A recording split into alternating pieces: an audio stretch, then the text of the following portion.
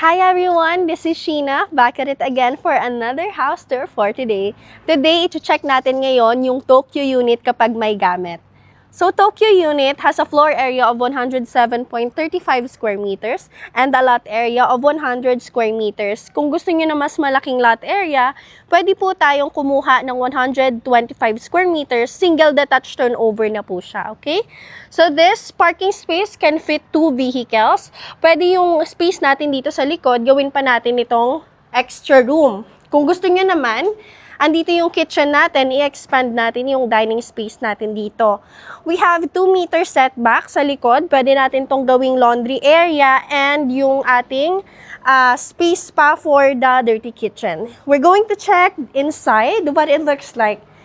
So, itong Tokyo unit natin is multi-awarded. As of today, meron tayong ongoing construction.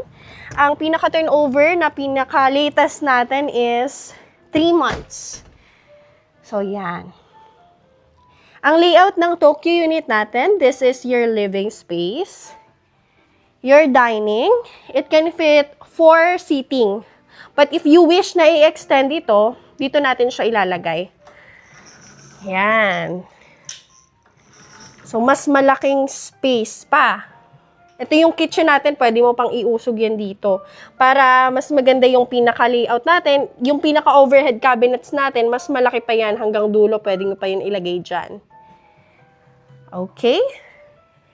This is your first bedroom dito sa baba. Pwede nyo itong gawing bedroom for elderly para hindi na bumaba yung mga parents natin, for example, or we can transform it as your office space. So, ayan, meron ka pang desk dito. Ayan, marami ka pang possible na pwedeng gawin dito. Here's your cabinet here. Yan. But if you wish na mas malaki yung space dito sa baba, pwede nating hindi na ilagay itong partition. Alright? So, here's your stairs going to the second floor. Dito sa baba, malaki pa yung space natin. Ito, pwede nyo pa yun ipa-close. Yan, mas malaki yung pinaka-storage area nyo dito. Here, andito naman yung ating toilet and bath. So, ito, napaganda na po ito, okay? We're going to check the second floor. Yan. As you can see, high ceiling, modern design ng ating Tokyo unit. So, here's your second floor. We have your mini hallway here. This is your first bedroom dito sa taas. So, ginawa natin dito.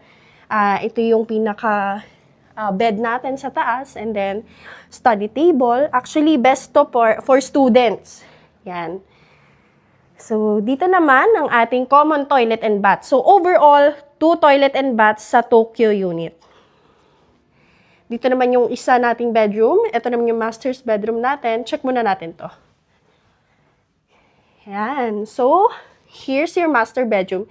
It can fit queen size bed po. And here is your cabinet. Pwede nyo yung dito ilagay. Yan. And then the other bedroom po, here. So, mas malaki yung actually to kasi dito dun sa kabilang side, naharangan na kasi siya ng pinaka-toilet and bath natin. Pero, pwede nyo po ito paiba ng layout.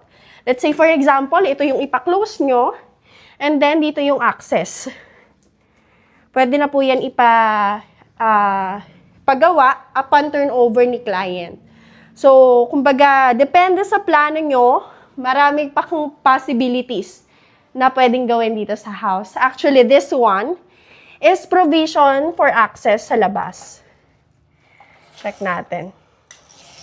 So, itong mga windows natin, malalaki siya for a reason. So, pwede natin siyang ipatibag.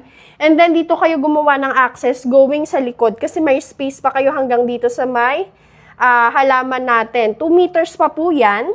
So, ibig sabihin nun, pwede pa kayong gumawa dyan ng space. Instead na yung nasa laundry natin is nasa baba, nasa second floor. Okay? Tapos, pwede pa kayo gumawa ng balcony dito sa side. So, malaki pa yung area nyo dito. Tapos, dito sa harap, pwede pa kayo magpa-extend. 3 meters na po yung frontage natin. Okay? So, yung mga Tokyo unit natin, we have limited na lang po. So, mas maganda ma-message nyo ako as soon as possible. And I'm going to assist you. Free site tripping po tayo.